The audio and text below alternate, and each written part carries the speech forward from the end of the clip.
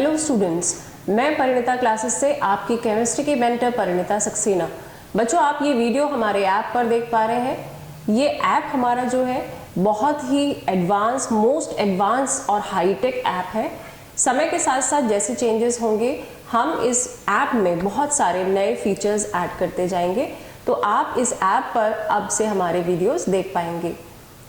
बच्चों, पिछली क्लास में हमने चैप्टर पढ़ा था एटॉमिक स्ट्रक्चर और वो हमारी फर्स्ट क्लास थी।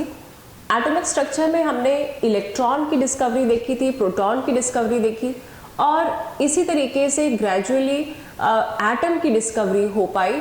पहले इलेक्ट्रॉन की डिस्कवरी हुई, फिर प्रोटॉन की डिस्कवरी हुई और फिर न्यूट्रॉन की डिस्कवरी हुई। तो आज मैं आपके लिए स्टार्ट करूंगी न्यूट्रॉन की डिस्कवरी से। तो हमारी आज की पहली हेडिंग है डिस्कवरी ऑफ न्यूट्रॉन।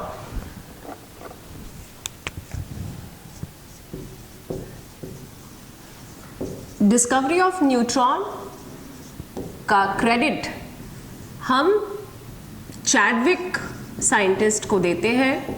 इनका पूरा नाम है जेम्स चैडविक। ये 1932 में इनको न्यूट्रॉन की स्टडी के लिए क्रेडिट दिया जाता है। बच्चों, एक प्रोसेस होता है न्यूक्लियर केमिस्ट्री में, उसे हम बोलते हैं आर्टिफिशियल ट्रांसम्यूटेशन।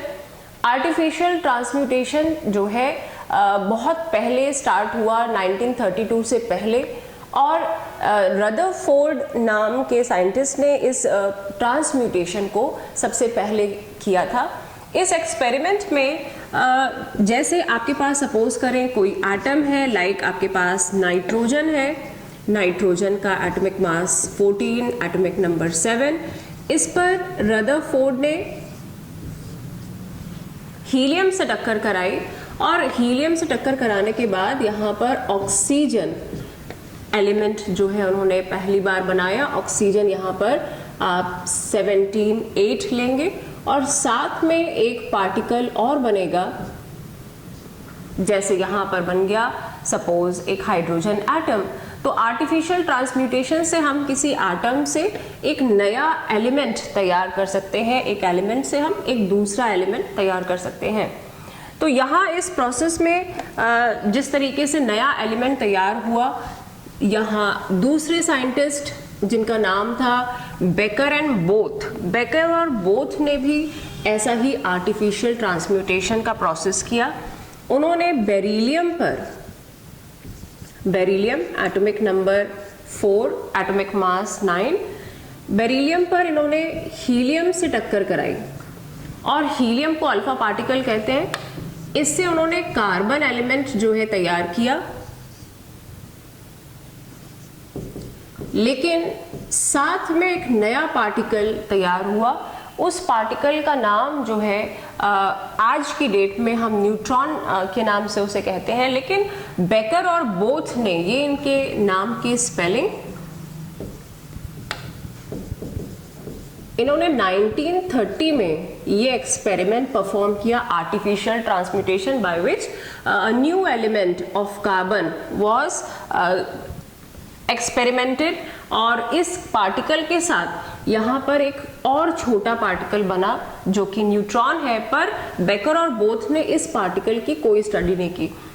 जेम्स चैडविक ने यही सेम एक्सपेरिमेंट दोबारा से 1932 में परफॉर्म किया और जेम्स चैडविक ने इस एक्सपेरिमेंट से एक जो पार्टिकल साथ में कार्बन के अलावा बना था उसकी स्टडी की और इस पार्टिकल की प्रॉपर्टीज पूरी दुनिया को बताई। इसलिए इस पार्टिकल की डिस्कवरी का क्रेडिट जेम्स चैडविक को हम देते हैं।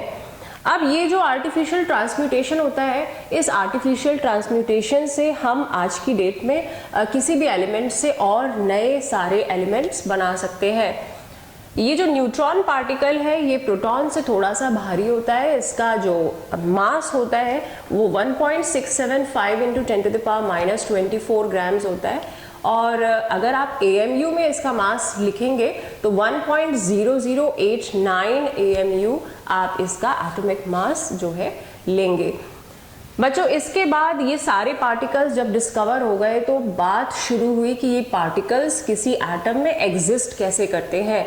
डाल्टन की एटॉमिक थ्योरी पहले ही आ चुकी थी और डाल्टन की एटॉमिक थ्योरी में बोला गया था कि एटम जो है वो इनडिविजिबल है, एटम जो है इनडिस्ट्रक्टिबल है, उसको हम ना तो क्रिएट कर सकते हैं ना डिस्ट्रॉय कर सकते हैं। तो ये वाला टॉपिक तो आप पहले ही चैप्टर में पढ़ चुके हैं सम बेसिक कंसेप्ट्स में।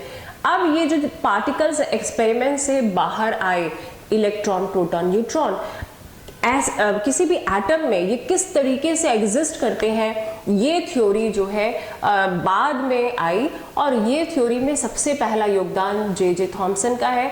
जे थॉमसन ने प्लम पुडिंग मॉडल, आप नोट डाउन कर लीजिए, जे थॉमसन ने प्लम पुडिंग मॉडल ये थ्योरी दी। इन्होंने कहा कि एटम जो होता है उसमें पॉजिटिव चार्ज, एक गोले के जैसा आप एटम समझ लें, स्फीयर जैसा, उसमें पॉजिटिव चार्ज जो है वो डिस्ट्रीब्यूटेड रहता है। तो पॉजिटिव चार्ज ये पूरे में अंदर जो है हम डॉट से अगर शो कर दें तो पॉजिटिव चार्ज जो है ये पूरे में थ्रू आउट द स्फीयर ये बिखरा हुआ रहता है। और उन्होंने कहा कि इसमें जो इलेक्ट्रॉन्स होते हैं, नेगेटिवली चार्ज पार्टिकल्स, इलेक्ट्रॉन्स जो हैं वो इसके अंदर एम्बेडेड रहते हैं। जैसे आप अगर इसे तरबूज समझ लें, वाटरमेलन, तो वाटरमेलन में जिस तरीके से बीज धसे हुए रहते हैं, सेम एज दैट कि यहाँ स्फीयर के अंदर ये इलेक्ट्रॉन्स जो है एम्बेडेड रहते हैं। अगर आप इसे पुडिंग कहें तो पुडिंग में जिस तरीके से किशमिश होती है ना, रेजिन, वो एम्बेडेड रहती हैं अंदर, या फिर आप आजकल चेरीज का यूज करते हैं तो वो चेरी आप अगर उसमें डाल दें तो वो किस तरीके से धसी हुई रहती हैं अलग अलग जगह पे, और कलर जो है पुडिंग का वो आप समझ लें पॉजिटिव चार्ज। तो इस तरीके का एटम का मॉडल होता है, इसे हम प्लम पुडिंग मॉडल भी कहते हैं। तो आप यहाँ पर लिख सकते हैं कि according to him positive charge is placed over a sphere in which electrons are embedded to make the atom neutral. ठीक है, और फिर the model was like raisins in a pudding, और and this model is also known as plum pudding model. तो ये आप यहाँ पर इसके बारे में थ्योरी में लिख सकते हैं बच्चों। इस मॉडल की जो है थोड़ी जो थ्योरी दी गई वो बहुत दिनों बाद डिस्कार्ड हो गई। बहुत सारे साइंटिस्ट ने इसको डिस्कार्ड कर दिया। कुछ साइंटिस्ट ने कहा कि ये कैसी थ्योरी है, इसमें इलेक्ट्रॉन्स और प्रोटॉन्स जो है पॉजिटिव चार्ज एक ही एटम के अंदर आप बता रहे हैं, तो वहाँ पे तो अट्रैक्शन होना चाहिए ना बिटवीन इलेक्ट्रॉन एंड प्रोटॉन। तो कुछ साइंटिस्ट ऐसी बात कर रहे थे, और बाकी जो फर्दर आगे एक्सपेरिमेंट हुए उसमें ये वाले मॉडल का कहीं किसी एक्सपेरिमेंट से कोई सपोर्ट नहीं था, इसलिए ये मॉडल जो है डिस्कार्ड हो गया। तो आप यहाँ लिख सकते हैं कि this model was discarded because it was not consistent with the results of further investigations like alpha scattering model. तो ये यहाँ पर थ्योरीज दूसरे साइंटिस्ट ने आगे जाकर दी, उनके साथ फिट नहीं हो रहा था, इसलिए इसे डिस्कार्ड कर दिया गया। अब नेक्स्ट जो टॉपिक हम पढ़ने वाले हैं बच्चों वो है nuclear atomic model that was given by the Rutherford scientist. ये जो रदरफोर्ड साइंटिस्ट थे इन्होंने 1911 में ये एक्सपेरिमेंट किया था। इनका पूरा नाम है अर्नेस्ट रदरफोर्ड। तो चलिए हम अर्नेस्ट रदरफोर्ड का न्यूक्लियर एटॉमिक मॉडल अब पढ़ेंगे। उन्होंने एटम के बारे में क्या कहा और एटम के अंदर किस तरीके से सारे पार्टिकल्स जो है वो प्रेजेंट रहते हैं एटम के अंदर, उन्होंने बताया। देखिए, अर्नेस्ट रदरफोर्ड ने जो एक्सपेरिमेंट किया ये आपके क्लास 10th के सिलेबस में था, 9th में था, मोस्ट प्रोबेबली जहाँ तक मुझे ध्यान है 9th में था। और इसमें आपने एटम के मॉडल के बारे में पढ़ा था, रदरफोर्ड का एक्सपेरिमेंट पढ़ा था। वही एक्सपेरिमेंट है लेकिन थोड़ा सा डिस्क्रिप्टिव। अर्नेस्ट रदरफोर्ड,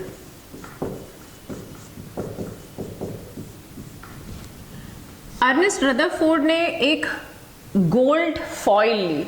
उस गोल्ड फॉइल की थिकनेस जो थी वो 0.0004 सेंटीमीटर थी, यानी कि बहुत ही थिन फॉइल।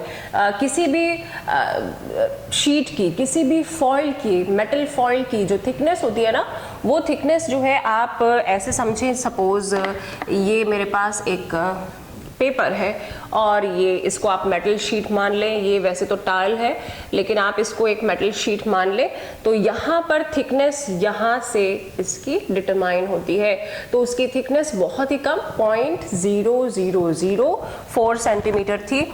ये गोल्ड फॉइल ली गई थी, लेकिन यहाँ पर गोल्ड की जगह हम प्लैटिनम, सिल्वर, कॉपर की फॉइल भी ले सकते हैं।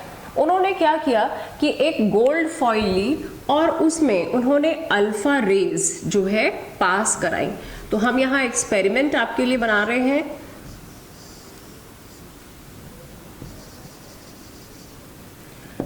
ये एक रेडियो एक्टिव एलिमेंट है,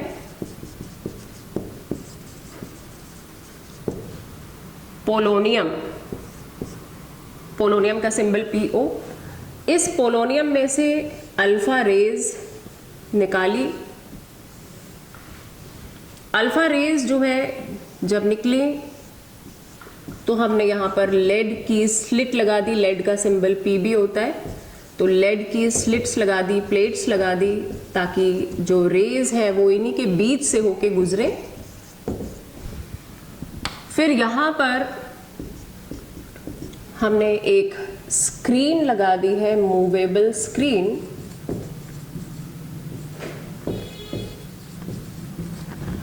अच्छा, जब रेज जो है थिन मेटल फॉइल, ये थिन मेटल फॉइल है,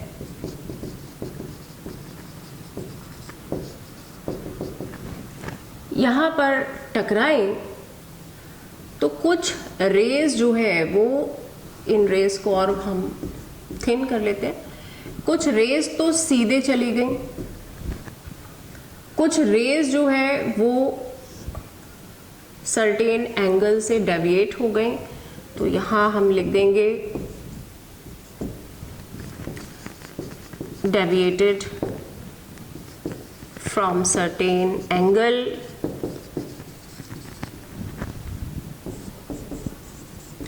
नॉट डिफ्लेक्टेड। तो ये इस तरीके का इनका एक्सपेरिमेंट, इस एक्सपेरिमेंट से इन्होंने बहुत सारे ऑब्जर्वेशंस, बहुत सारे कंक्लूजन्स निकाले।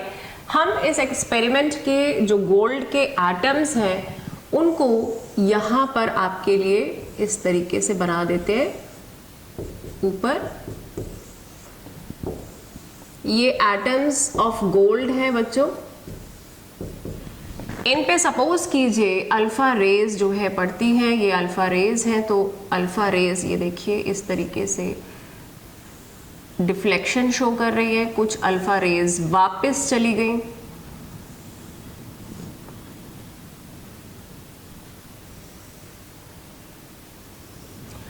तो यहां पर और कुछ स्ट्रेट चली जा रही हैं अल्फा रेज इस तरीके से, नॉट डिफ्लेक्टेड।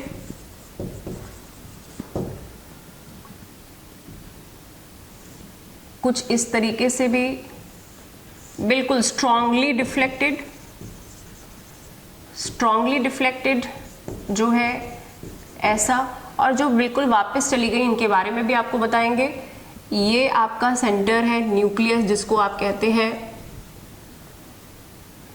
ठीक है। ये आप इस तरीके से एक दूसरा डायग्राम भी बना लेंगे। These are the atoms of gold. इन एटम्स के ऊपर जब अल्फा रेज, ये अल्फा रेज का सिंबल है, अल्फा आपने बना दिया सिंपली, ये भी हमारी अल्फा रेज है यहाँ पर। तो इस तरीके से एक्सपेरिमेंट को मैंने शो किया है। ये एक्सपेरिमेंट आप क्लियरली समझ गए होंगे। अब इस एक्सपेरिमेंट में जो साइंटिस्ट हैं उन्होंने क्या क्या ऑब्जर्वेशन किए वो हम आपके साथ डिस्कस कर रहे हैं बच्चों।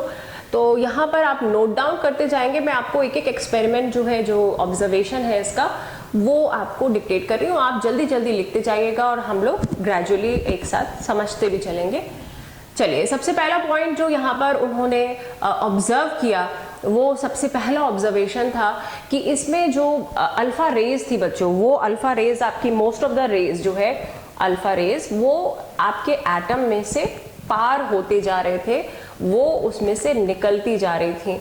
अगर हम एक आंकड़ों के हिसाब से बात करें तो एक रेज जो है आउट ऑफ 20,000 रेज, एक रे जो है वो डिफ्लेक्ट होती थी, वापस जाती थी। बाकी उसमें से सारी रेज जो है 20,000 आप कह सकते हैं, उसमें से एक रे वापस जा रही है। तो दिस वाज अ रेशियो कि इतनी रेज निकल गई और एक डिफ्लेक्टेड बैक हो रही है। तो क्या इससे उन्होंने ऑब्जर्व क्या किया? तो हम यहाँ पर पहला जो पॉइंट लिखेंगे तो आप लिखते जाइए, most of the alpha particles, bracket में लिख दीजिए, nearly 99% went straight without suffering deflection. ये हो गया हमारा पहला ऑब्जर्वेशन जो हमने भी देखा और साइंटिस्ट ने जो ऑब्जर्व किया था। ठीक है, दूसरा ऑब्जर्वेशन जो उन्होंने देखा वो ये था कि जो हमारी रेज जो है 20,000 निकलती जा रही है, उसमें से एक वापस जा रही है। तो उनको लगा कि यहाँ पर जो रेज वापस जा रही है वो किसी एंगल से डिफ्लेक्ट होती है, कोई एंगल उसका स्पेसिफिक होता है। कुछ रेज तो ऐसी थी जो बिल्कुल 180 के एंगल से बिल्कुल वापस ही चली गई। तो उन्होंने इस तरीके से देखा कि यहाँ पर एटम अलग अलग जगह पे अलग अलग उसका बिहेवियर है। उसमें कुछ रेज जो है वो एकदम सीधे चली जाती हैं, कुछ 90 के एंगल से वापस होती हैं, कुछ 180 के एंगल से वापस हो जाती हैं। तो हमारा सेकंड पॉइंट है, a few of them about, bracket में लिख लीजिए, 1 in 20,000 did not pass through the foil at all but suffered large deflections, bracket में लिख दीजिएगा, मोर देन 90% और even came back more or less the direction from which they have come, that is deflection of 180 degree। यानी यहाँ पर बहुत सारी किरणें जो थी अल्फा रेज वो डिफ्लेक्ट हो गई 90 के एंगल से। बहुत सारी ऐसी रेज थी जो 180 के एंगल से वापस हो गई। अच्छा, तीसरी बात जो है बच्चों वहां पर ये है कि a few of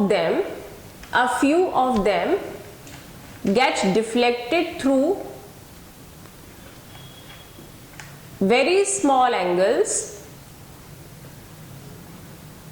ठीक है, तो ये हमारे हो गए ऑब्जर्वेशंस कि उन्होंने क्या ऑब्जर्व किया, उन्होंने क्या देखा। अच्छा, अब इसके बाद उन्होंने कंक्लूजन क्या निकाला है, ये आपको एक्सपेरिमेंट जो मैंने सिखाया इससे उन्होंने कंक्लूड क्या किया, इसका निष्कर्ष क्या निकला।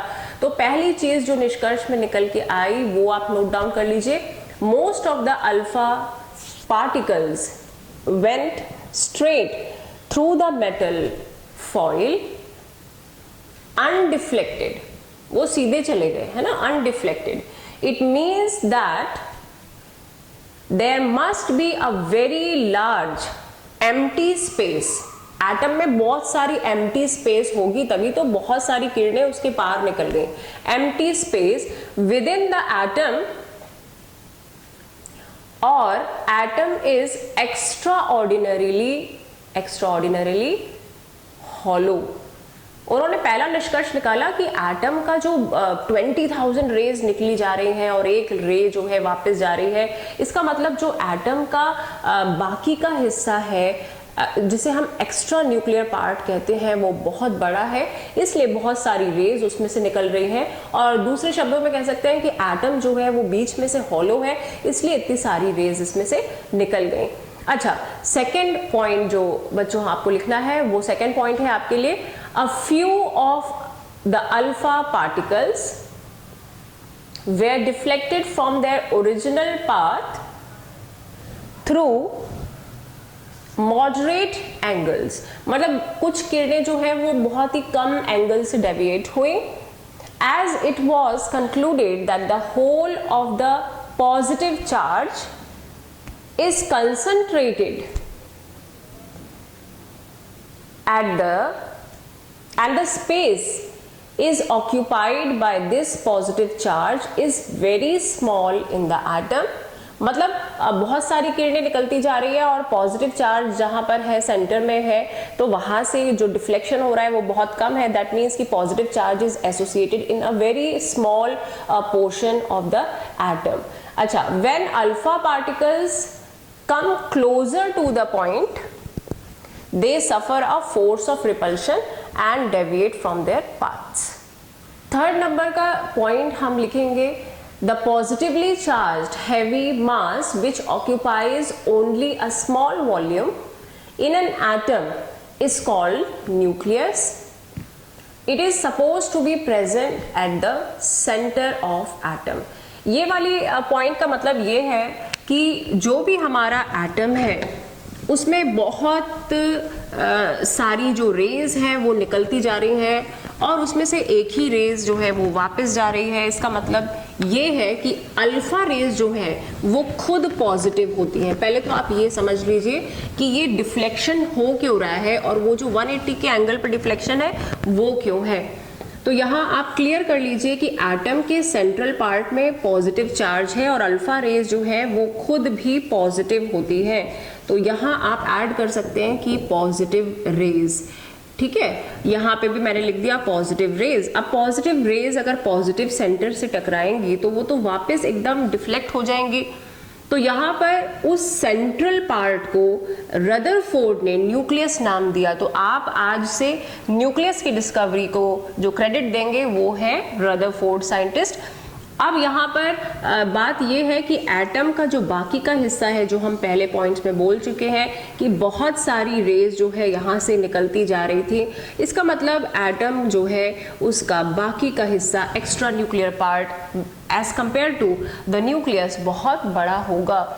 नेक्स्ट पॉइंट हमारा हम लिखेंगे, a few alpha particles suffered strong deflection और even returned to their paths, indicating that the nucleus is rigid and alpha particles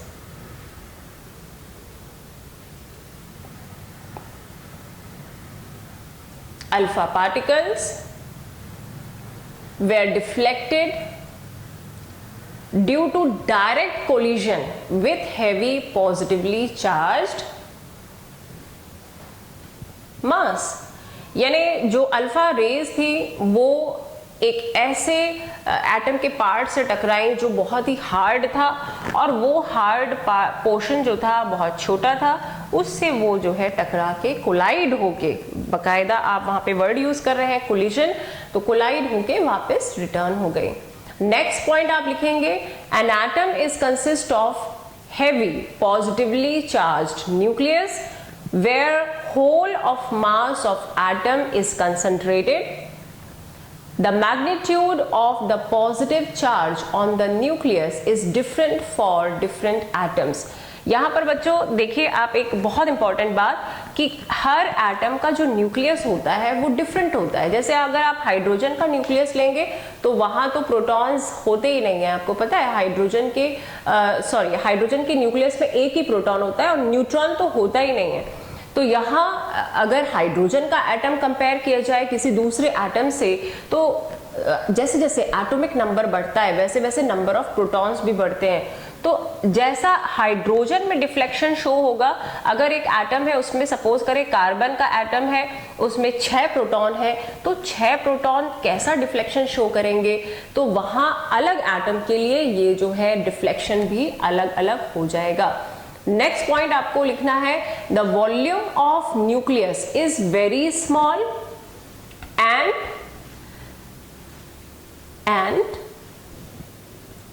is only minute fraction of the total volume of the atom। यानी जो nucleus है उसका volume अगर compare करें हम atom से तो बहुत ही छोटा होता है। फिर आगे लिखिए, nucleus has diameter of the order 10 to the power -12 to 10 to the power -13 centimeter and the atom has diameter of the order 10 to the power minus 8 centimetre. बहुत इंपॉर्टेंट बात जो हमें रदरफोर्ड ने बताई और पूरी दुनिया को आज ये मालूम है कि एटम का जो साइज होता है, जो डायमीटर होता है, वो 10 to the power minus 8 centimetre होता है और जो न्यूक्लियस का डायमीटर होता है वो 10 टू द पावर माइनस 12 से लेकर 10 to the power minus 13 centimetre होता है। तो हम इसे यहाँ पर ऐसे लिखेंगे, देखिए। अब इन दोनों में से जो बड़ा है वो कौन है? आपका एटम बड़ा है ना, तो आप एटम का डायमीटर ऊपर लिख दीजिए। तो डायमीटर ऑफ एटम अपॉन, अपन एक रेशियो निकाल रहे हैं, डायमीटर ऑफ न्यूक्लियस। यहाँ हमने लिख दिया 10 to the power minus 8 centimetre, यहाँ लिख दिया 10 to the power minus 13 centimetre. तो मैथ्स के हिसाब से ये कितना आ जाएगा? ये आ जाएगा 10 टू द पावर 5। इसका मतलब है जो एटम होता है वो न्यूक्लियस की कंपैरिजन में 10 टू द पावर 5 टाइम्स ज़्यादा बड़ा होता है। 10 टू द पावर 5 जो है इसका आप कह सकते हैं जो एटम की जो साइज है वो 10 टू द पावर 5 टाइम्स बड़ा होगा न्यूक्लियस के साइज से। अच्छा, अब हम यहाँ पर अगला जो पॉइंट लिखेंगे वो आप नोट डाउन करते जाइए। There is empty space around the nucleus. There is empty space around the nucleus called extranuclear part. In this part, electrons are present. The number of electrons present in the extranuclear part is equal to the number of protons present in the nucleus. The volume of the atom is about 10 to the power 15 times than the volume of nucleus. Atom का जो volume है वो nucleus के volume से 10 to the power 15 times ज़्यादा बड़ा है। तो यहाँ पर हम इसे कैसे निकालते हैं? आप यहाँ फिर से एक फॉर्मूला लिखेंगे, volume of atom is equal to, volume का के लिए तो आपको क्यूब करना पड़ता है, इसी तरीके से volume of nucleus 10 to the power minus 13 का क्यूब आप करेंगे, this becomes 10 to the power minus 24, 10 to the power minus 39 and this comes to be 10 to the power 15। ये आपका हो गया वॉल्यूम। जो कंपैरिजन आपने की एटम का वॉल्यूम किसी न्यूक्लियस के वॉल्यूम से 10 to the power 15 times bigger होगा। हमने देखा कि वॉल्यूम जो है एटम का अगर न्यूक्लियस के साथ कंपेयर किया जाए तो एटम का जो वॉल्यूम है वो 10 to the power 15 times bigger होता है। और इसी तरीके से हमने जो डायमीटर देखे एटम के और न्यूक्लियस के, तो डायमीटर का जो रेशियो है वो भी 10 टू द पावर 5 टाइम्स बड़ा हो जाता है एटम का, कंपेयर किया जाए न्यूक्लियस से। हमारा नेक्स्ट पॉइंट है बच्चों, electrons revolve around the nucleus in closed orbits. जो इलेक्ट्रॉन्स होते हैं वो किसी एटम के अंदर एक क्लोज्ड ऑर्बिट में, बंद ऑर्बिट में जो है घूमते रहते हैं विथ हाई स्पीड्स, ठीक है, और स्पीड भी उनकी ज़्यादा होती है। The centrifugal force acting on the revolving electrons is being counterbalanced by the attraction between electrons and nucleus. ये पॉइंट आपकी समझ में नहीं आया जब तक एक्सप्लेनेशन नहीं होगा। तो यहाँ देखिए एटम आपके पास है और उस एटम के सेंटर में पॉजिटिव चार्ज है और इलेक्ट्रॉन्स आर नेगेटिवली चार्ज्ड। बच्चों, जो सेंट्रीफ्यूगल फोर्स होता है वो इलेक्ट्रॉन को एटम से बाहर की तरफ खींच रहा है। एटम को जो एटम के अंदर इलेक्ट्रॉन्स हैं ऑर्बिट्स में, एक फोर्स होता है जो उन्हें बाहर इलेक्ट्रॉन्स को खींचता है, सेंट्रीफ्यूगल, और एक फोर्स जो है वो इलेक्ट्रॉन को न्यूक्लियस की तरफ खींचता है। अब ये दोनों फोर्सेस, अब आप एक इमेजिन करिए कि पत्थर है, एक स्टोन है, उसको हमने एक रस्सी में बांधा और उस रस्सी को हम जोर से घुमाते हैं तो एक जो पत्थर का आप कह सकते हैं रोटेशन होगा वो एक सर्कुलर हो जाएगा और पत्थर जो है उसको एक फोर्स बाहर की तरफ खींच रहा है और एक फोर्स अंदर की तरफ खींच रहा है, तो वो पत्थर जो है वहीं पर घूमता रहेगा जैसे कि एटम में इलेक्ट्रॉन घूमते हैं।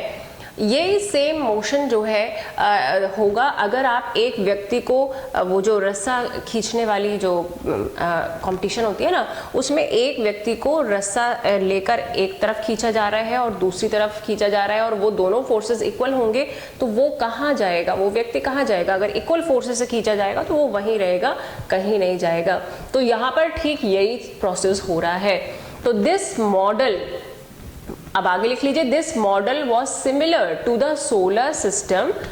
The nucleus represents the sun and the revolving electrons represent the planets, and this is also referred as, these electrons are also referred as planetary electrons. तो यहाँ हमारे एटम को जो है कंपेयर किया गया विद द सोलर सिस्टम और nucleus बन गया सन और इलेक्ट्रॉन्स बन गए हमारे प्लैनेट्स। तो जिस तरीके से न्यूक्लियस हमारा बीच में होता है और इलेक्ट्रॉन्स रिवॉल्विंग होते हैं, उसके चारों तरफ चक्कर लगाते हैं, ये ठीक वैसा ही होता है जैसे सन के चारों ओर प्लैनेट्स चक्कर लगाते हैं।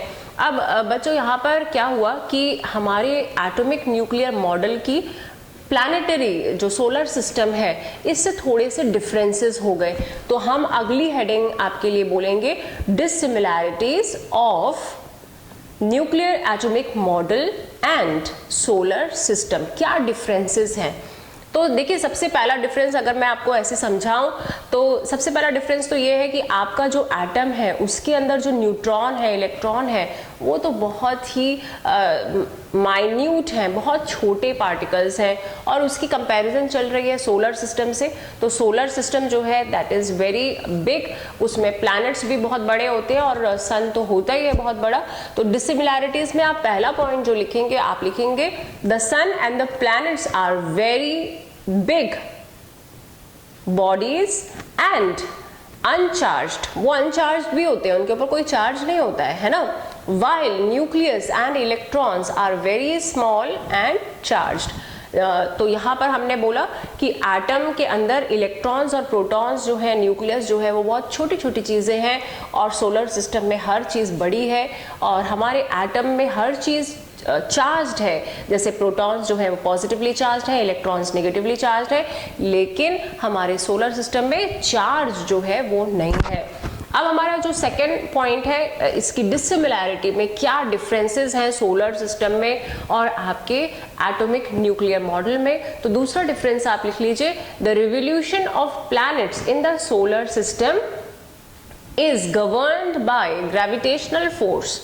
यानी किसी सोलर सिस्टम में जो हमारे प्लैनेट्स होते हैं और सन जो होता है, उनके बीच में जो अट्रैक्शन होता है उसमें कहीं ना कहीं ग्रेविटेशनल फोर्स का जो है बहुत महत्व होता है।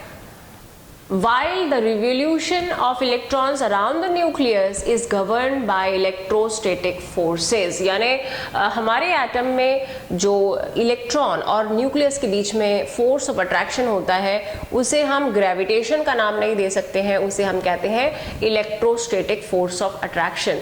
तो ये आपका दूसरा डिफरेंस हो गया है कि नहीं। तीसरा, इन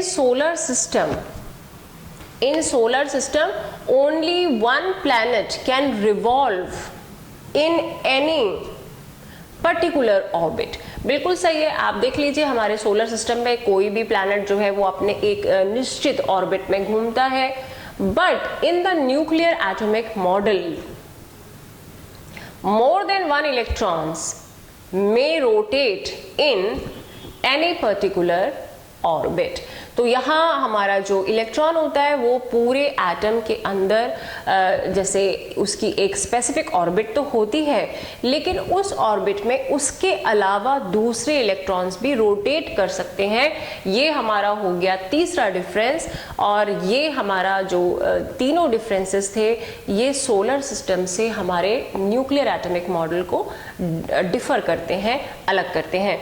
अब बच्चों, जो हमें रदरफोर्ड ने इतना अच्छा एक्सपेरिमेंट दिया, इतनी सारी बातें बताई, इसमें भी दूसरे साइंटिस्ट ने, जो दूसरे साइंटिस्ट होते हैं, जब भी कोई अपनी थ्योरी जो है फॉरवर्ड करता है तो वो थ्योरी पब्लिश होती है तभी जब बाकी के साइंटिस्ट जो है वो स्पेसिफिक साइंटिस्ट जिसने एक्सपेरिमेंट किया है उससे कुछ सवाल करते हैं और वो सारे सवालों के जवाब देते हैं, तब वो थ्योरी पब्लिश होती है। तो ये थ्योरी जो है बहुत सारे एक्सपेरिमेंट के बाद निकली और पब्लिश भी हुई, आज हम इसे पढ़ते हैं। लेकिन इसके भी कुछ ड्रॉबैक्स हैं, इसकी भी कुछ लिमिटेशंस हैं, कमियां हैं, तो हम उन कमियों को अब आगे पढ़ेंगे। तो आप लिख दीजिए यहाँ पर अगली heading, drawbacks of Rutherford atomic model. तो ड्रॉबैक्स में बच्चों आपका जो किसी भी साइंटिस्ट का जो ड्रॉबैक होता है उसमें बाकी साइंटिस्ट वो क्वेश्चन रेज करते हैं कि ये वाली चीज़ आपने नहीं बताई, ये वाली चीज़ नहीं बताई, तो उसी से ड्रॉबैक बनता है। किसी साइंटिस्ट जब कोई साइंटिस्ट अपना एक्सपेरिमेंट देता है ना, तो अपने ड्रॉबैक्स वो खुद नहीं देता है, ये ध्यान रखिएगा। तो सबसे पहले जो हम ड्रॉबैक के बारे में बात करेंगे वो ये है कि जो हमारा एटम है, देखिए अभी लिखेंगे नहीं, अपन समझेंगे। जो हमारा एटम है उसमें इलेक्ट्रॉन्स जो है वो हमेशा रोटेशन शो करते हैं, और ये जो इलेक्ट्रॉन्स हैं ये एक शेल में रोटेट करते हैं, no doubt. Electrons negatively charge होते हैं और प्रोटॉन्स जो हैं वो पॉजिटिवली चार्ज होते हैं। तो एक थ्योरी है हमारी, उसे हम इलेक्ट्रोमैग्नेटिक थ्योरी कहते हैं, इलेक्ट्रोस्टैटिक थ्योरी भी कहते हैं। इलेक्ट्रोमैग्नेटिक थ्योरी कहती है कि अगर कोई चार्ज्ड पार्टिकल है और वो एक चार्ज्ड सेंटर की तरफ या किसी चार्ज्ड बॉडी की तरफ जो है रोटेशन शो कर रहा है, तो जब भी वो रोटेट करेगा तो रोटेशन से उसकी एनर्जी जो है उसका लॉस होगा, और जब भी एनर्जी का लॉस होगा तो वो जो भी पार्टिकल है, लाइक वो अगर इलेक्ट्रॉन ही है, तो उसे एनर्जी जब लॉस करते हैं तो आपको तो पता है कि वो एनर्जी निकलेगी, तो वो एनर्जी इलेक्ट्रोमैग्नेटिक रेडिएशन के फॉर्म में निकलनी चाहिए। इलेक्ट्रोमैग्नेटिक रेडिएशन आप जानते हैं, यूवी रेज हैं, अल्ट्रावायलेट रेज जिनको आप कहते हैं, इंफ्रारेड रेज हैं, माइक्रोवेव्स हैं, आपकी जो गामा रेज है, ये सारी इलेक्ट्रोमैग्नेटिक रेज है।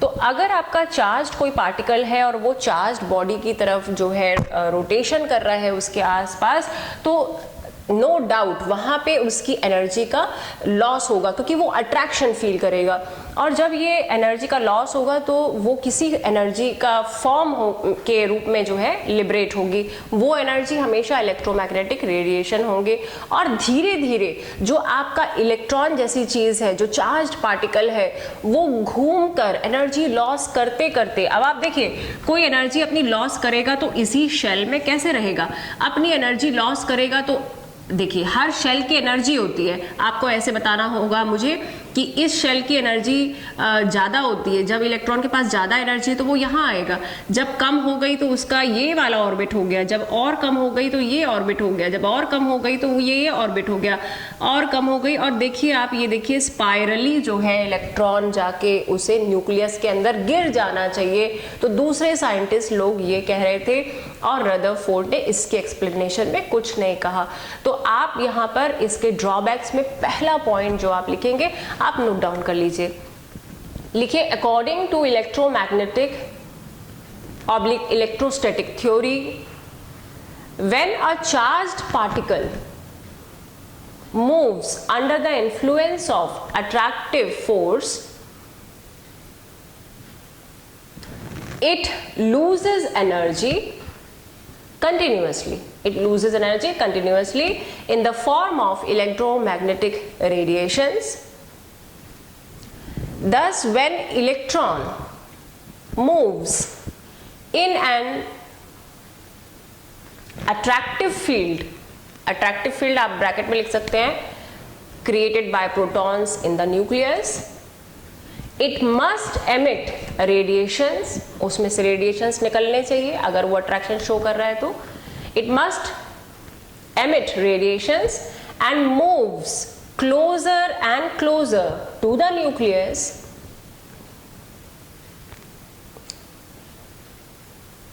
ठीक है, following a spiral path, and ultimately it will fall into the nucleus, thereby making an atom unstable, है कि नहीं। अब ये स्पाइरली गोल गोल घूम घूम के इलेक्ट्रॉन जो है it will fall into the nucleus and it will make the atom unstable. तो ये हमारा पहला पॉइंट हो गया ड्रॉबैक का, जिसमें कमी बताई गई रदरफोर्ड के मॉडल की। बच्चों अब जो दूसरी कमी है, जो दूसरी बात है, वो उसका भी जवाब रदरफोर्ड ने नहीं दिया, और आगे आने वाले क्लासेस में हम लोग पढ़ेंगे बोहर का एटॉमिक मॉडल। तो बहुत सारे क्वेश्चंस जो यहाँ पर रेज किए गए थे ड्रॉबैक्स में, उनका जवाब बोहर के एटॉमिक मॉडल में हमें मिलेगा। तो अब दूसरा सवाल यहाँ पर साइंटिस्ट लोगों ने जो किया वो ये था कि Rutherford was unable to explain why electrons move in a particular shell, why electrons move in a particular shell, ठीक है, यानी इलेक्ट्रॉन्स जो है वो हमेशा एक निश्चित शेल में क्यों घूमते रहते हैं, ये भी रदरफोर्ड जो है इसको एक्सप्लेन नहीं कर पाए थे।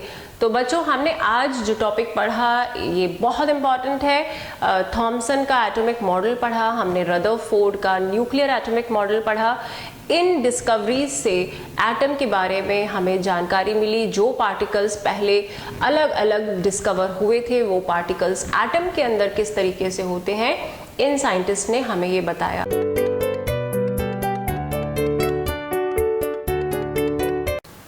बच्चों हमने आर्टिफिशियल ट्रांसम्यूटेशन सबसे स्टार्टिंग में आज पढ़ा था।